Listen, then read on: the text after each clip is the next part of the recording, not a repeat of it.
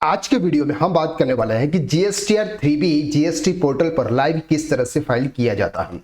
हम बात कर रहे हैं क्वार्टरली जीएसटीआर 3B की, यानी कि जुलाई, अगस्त और सितंबर मंथ का जीएसटीआर 3B किस तरह से फाइल किया जाता है। जीएसटीआर 3B फाइल करने से पहले आपने जीएसटीआर 1 प्रॉपर तरीके से फाइल किया है। जो भी आपके सेल्स थे वो आपने आपके जीएसटीआर 1 के अंदर शो कर दिए हैं।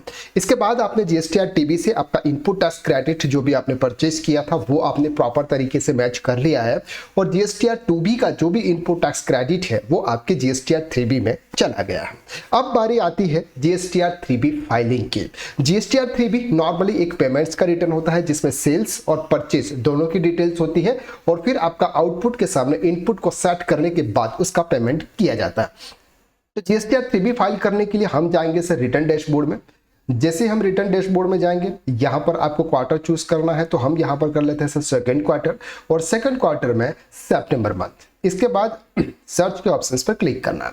जैसे आप सर्च के ऑप्शंस पर क्लिक करेंगे, जीएसटीआर 1 ऑलरेडी फाइल है, जीएसटीआर 1A है, इसकी जरूरत हमें नहीं थी क्योंकि हमें कुछ भी जीएसटीआर 1 के अंदर अमेंडमेंट नहीं करना था। जीएसटीआर 2B हमारा क्वार्टरली है, यानी कि जुलाई, अगस्त और सितंबर मंथ का जीएसटीआर 2B है। अब आती है सर जीएसटीआर 3B 25/10/2025 उसकी ड्यू डेट है। क्यों? क्योंकि दिवाली का सीजन है। दिवाली के सीजन की वजह से जीएसटी डिपार्टमेंट ने इस बार 5 दिन का और एक्सटेंड पीरियड यहाँ पर दिया है। अब हमें क्लिक करना है सर जीएसटीआर 3B पर।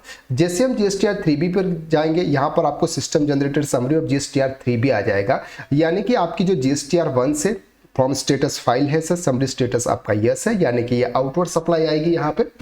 इसके बाद आएगा सर आपका जीएसटीआर 2B क्वार्टरली जनरेटेड हो चुका है, जीएसटीआर 2B क्वार्टरली जनरेटेड हो चुका है। देन आपको यहाँ पर इसको करना है क्लोज। जैसे ही आप क्लोज करेंगे, यहां पर आता है sir tax on outward and reverse charge inward supply, यानी कि जो भी आपने जीएसटीआर 1 के अंदर जो डिटेल्स प्रोवाइड की होगी, जो भी आपने जीएसटीआर 1 के अंदर जो डिटेल्स प्रोवाइड की होगी वो डिटेल्स आपकी यहां पर आई है। तो outward taxable supply other than zero rated, nil rated and exempted, यानी कि जो भी टैक्सेबल सप्लाई थी वो आपकी यहां पर आई है। तो यहां पर टोटल टैक्सेबल वैल्यू ये है, आईजीएसटी, सीजीएसटी और एचजीएसटी का अमाउंट ये है। Outward taxable supply zero rated कुछ भी नहीं है, नील रेटेड भी नहीं है। Inward supply liable to reverse charge, यानी कि अगर आपने ऐसी कोई भी सप्लाई रिसीव की है जिस पर आपको टैक्स पे करना था तो वो यहां पर आ जाएगा, लेकिन अभी तक हमारे केसेस में नहीं है, इसलिए यहां पर सब कुछ जीरो है। तो हमें यहां पर क्या करना है सर, कंफर्म के ऑप्शंस पे क्लिक कर देना है। जैसे हम कंफर्म के ऑप्शंस पे क्लिक करेंगे, supply notify under section 9 subsection 5 e commerce operator के थ्रू, इंटरेस्टेड सप्लाई अगर आपकी कोई भी है यहां पर आ जाएगी।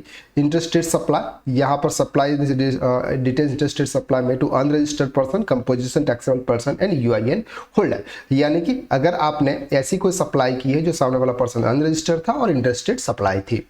अब बात करते हैं सर एलिजिबल आईटी से। ये है सर आपके जीएसटीआर 2B से जनरेट होती है। इंपोर्ट ऑफ गुड्स की कोई भी आईटीसी नहीं है, इंपोर्ट ऑफ सर्विस की नहीं है, inward supply to liable reverse charge, inward supply और अदर आईटीसी, ये आपकी आईटीसी। अगर उसमें कुछ आईटीसी अगर आपको रिवर्स करने की रही तो आपको यहाँ पर रिवर्स करनी है। जैसे ही आप आईटीसी कोई भी रिवर्स करोगे तो यहाँ पर आपकी नेट आईटीसी आएगी, और नेट आईटीसी का आप एडजस्टमेंट आउटवर्ड सप्लाई के सामने आप कर सकते हो। तो हम यहाँ पर करेंगे सर कंफर्म। हमारे केसेस में सब कुछ कंप्लीट है। Exempted nil and non GST inward supply नहीं है। इंटरेस्ट एंड लेट फिर प्रीवियस टैक्स पीरियड ऐसा कुछ भी नहीं है। तो अब हम चलेंगे सर यहाँ पर, सबसे पहले हमको कर देना है sir save GSTR 3B। GSTR 3B को सेव कर लेना है। इसके बाद यहाँ पर सर आपको रिफ्रेश का ऑप्शंस दे रखा है, उस पर आपको क्लिक करना है।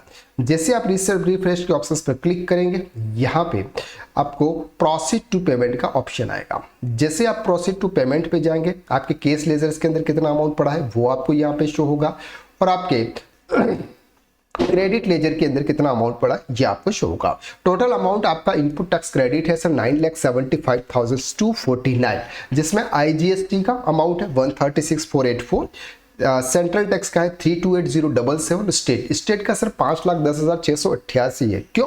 क्योंकि कुछ अमाउंट पहले से ऑलरेडी पड़ा हुआ था। अब हम सर जाओगे डाउन में। अब यहाँ पर सर आपको आ रहा है टैक्स सप्लाई। अब आपको कितना है, reverse charge and supply made under section 9 subsection 5, ये अमाउंट आपको यहाँ पे शो होता है, और अदर देन रिवर्स चार्ज, यानी कि टैक्सेबल सप्लाई आपकी कितनी है जिस पर आपको टैक्स पे करना है, तो आईजीएसटी में आपको 5,71,000 पे करना है और सेंट्रल टैक्स और स्टेट टैक्स में आपको इतना अमाउंट पे करना है। अब सर ये सेट कर रहा है, कैसे सेट कर रहा है, आपकी 5,71,478 रुपये की आउटपुट लाइबिलिटी थी, जिसमें से आईजीएसटी के कुछ अमाउंट पड़ा था 1,36,484, सबसे पहले उसने ये यूटिलाइज कर दिया।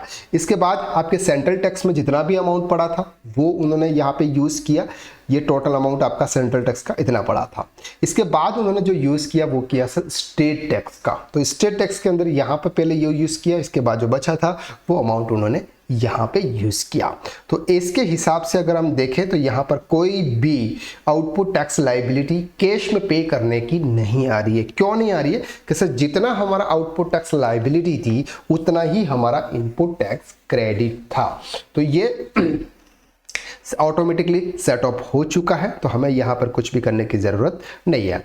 पेमेंट मेड इन क्वार्टर्स, यहाँ पर सिंपल से प्रीव्यू, यहाँ पर अगर आप मेक पेमेंट करेंगे एग्री टर्म्स पे क्लिक करेंगे, यहाँ पर सर आपका ये पेमेंट ऑफसेट हो चुका है। जैसे ऑफसेट हो चुका है अब यहाँ पर आपका ऑप्शन आता है सर यहाँ पे प्रोसीड टू फाइल का। जैसे आप प्रोसीड टू फाइल करेंगे यहाँ पर आपको क्लिक करना है और यहाँ पर जो भी पर्सन्स होगा वो आ जाएगा, ईवीसी या फिर DSA. EVC electronic verification code, यानी कि जो भी पर्सन्स रजिस्टर्ड है उनका मोबाइल नंबर जो रजिस्टर्ड है उनके मोबाइल नंबर पर एक ओटीपी जाएगा, वो ओटीपी हमें यहाँ पे एंटर करना है। डीएसए डिजिटल सिग्नेचर से आपको यहाँ पर अटैच करना है, तो जो भी मोड आपके पास में है उस मोड से आप उसको वेरीफाई कर दीजिएगा और आपका ये GSTR 3B फाइल हो चुका है।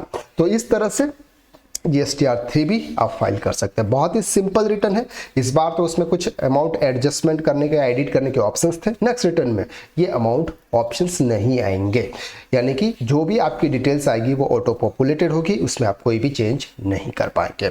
तो आज के लिए बस इतना, नेक्स्ट वीडियो में फिर मुलाकात करते हैं, तब तक के लिए थैंक यू सो मच।